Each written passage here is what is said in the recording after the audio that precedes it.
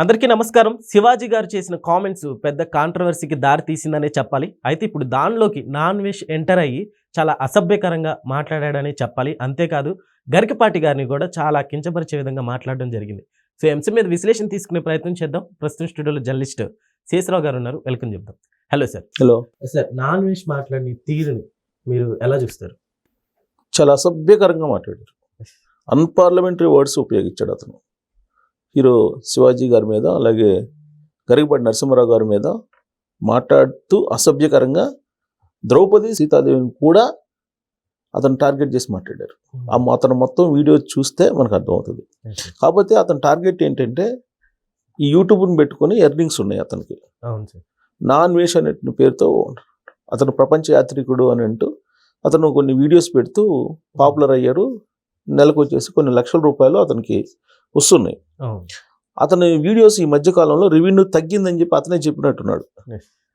ఆ రెవెన్యూ తగ్గిన కారణంగా ఇప్పుడు ఆ వీడియోస్ ఎలా మళ్ళీ వైరల్ కావాలి, ఎలా రెవెన్యూ పెంచుకోవాలనేటువంటి ఆలోచనతో బహుశా ఇలాంటి వ్యాఖ్యలు చేసాడేమో అనుకుంటున్నాను. ఎందుకంటే నాన్ వెజ్ గురించి శివాజీ గారు ఎప్పుడు కూడా తప్పుపడుతూ కానీ లేదంటే నాన్ వెజ్ వ్యతిరేకంగానే మాట్లాడాల. పైగా నాన్ వెజ్ ఇన్ఫ్లుయెన్సర్ అతను అని చెప్పి మాట్లాడాడు శివాజీ. అలాంటి శివాజీ గారిని ఇప్పుడు అతను అన్పార్లమెంటరీ వర్డ్స్ తోటి మాట్లాడారు. ఒకవేళ శివాజీ గారు చేసినటువంటి వ్యాఖ్యల్లో అతనికి ఏమైనా అభ్యంతరం ఉంటే, లేదంటే అతనికి నచ్చకపోతే దాన్ని వ్యక్తం చేసేటువంటి తీరు వేరే విధంగా ఉండాలి.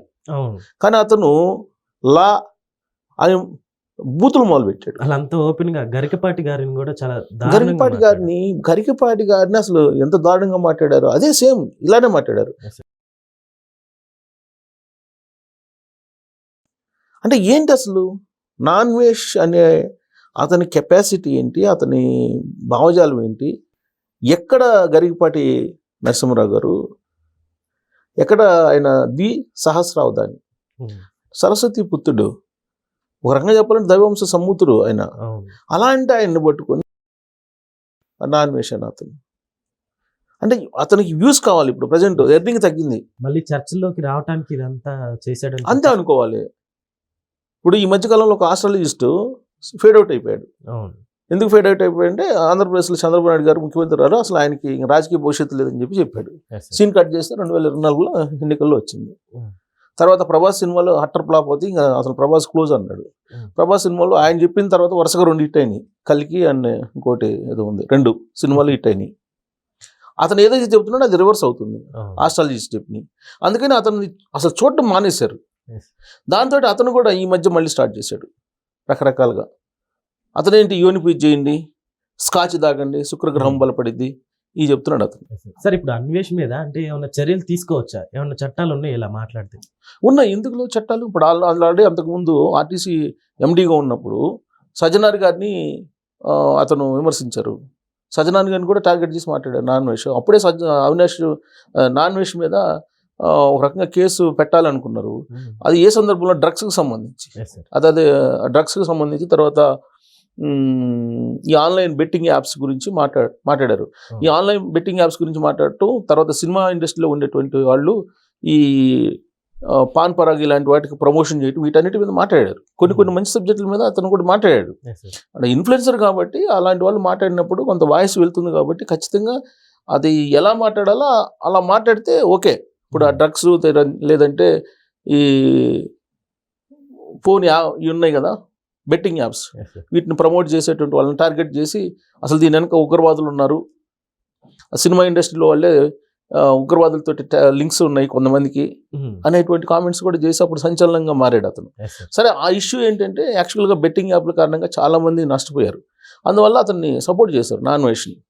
కానీ ఇప్పుడు ఈ శివాజీ గారు చేసినటువంటి దుస్తులు వ్యవహారం రావడంతో ఇప్పుడు అతను వ్యక్తం చేసినటువంటి అభిప్రాయం మీద అతను ఫాలోయర్స్ కూడా ఇప్పుడు సోషల్ మీడియాలో అతన్ని తిడుతున్నారు. తిట్టడం మీన్స్ అతన్ని విమర్శిస్తున్నారు.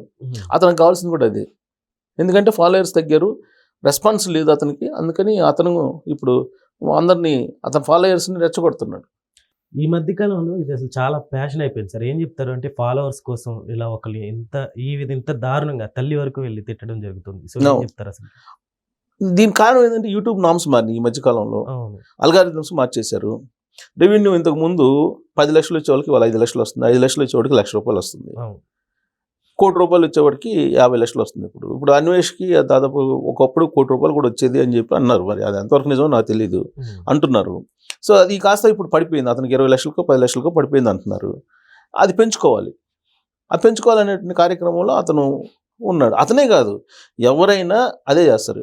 ఏదో ఒక ఇష్యూ కావాలి. ఇప్పుడు శివాజీ గారి ఇష్యూ వచ్చింది, దాన్ని ఏదో రైట్ మార్గంలో తీసుకెళ్ళాలి. దుస్తుల విషయంలో ఎలా పడితే అలా వేసుకోకూడదు అనేది ఆయన అభిప్రాయం. దాంట్లో 2 పదాలని కొంచెం ఇబ్బందికరంగా మాట్లాడారు. అంతవరకు స్టిక్ ఆన్ అయ్యి ఆయన పైగా క్షమాపణ చెప్తూ నోరు జారేను అని చెప్పి చెప్పే దాంట్లో కొంత నోరు జారేను అని చెప్పి ఆయన ఒక వీడియో కూడా పెట్టారు క్షమాపణ చెబుతూ. మహిళా కమిషన్ ఎదుట హాజరయ్యారు. మహిళా కమిషన్కి నిన్న కూడా వివరణ ఇచ్చారు. మహిళా కమిషన్ ఇవాళ మళ్ళీ అఫీషియల్గా ఆ నోట్ని కూడా విడుదల చేశారు. ఇదంతా జరిగిన తర్వాత మళ్ళీ ఇతను నాన్వేషన్ అతను తెర మీదకి వచ్చేసి దీన్ని గందరగోళంలో మార్చడంతో పాటు గరికపాటి నరసింహారావు గారిని అలాగే ఇంకొకళ్ళని వేరే వాళ్ళని కూడా తిట్టారు ఆయన.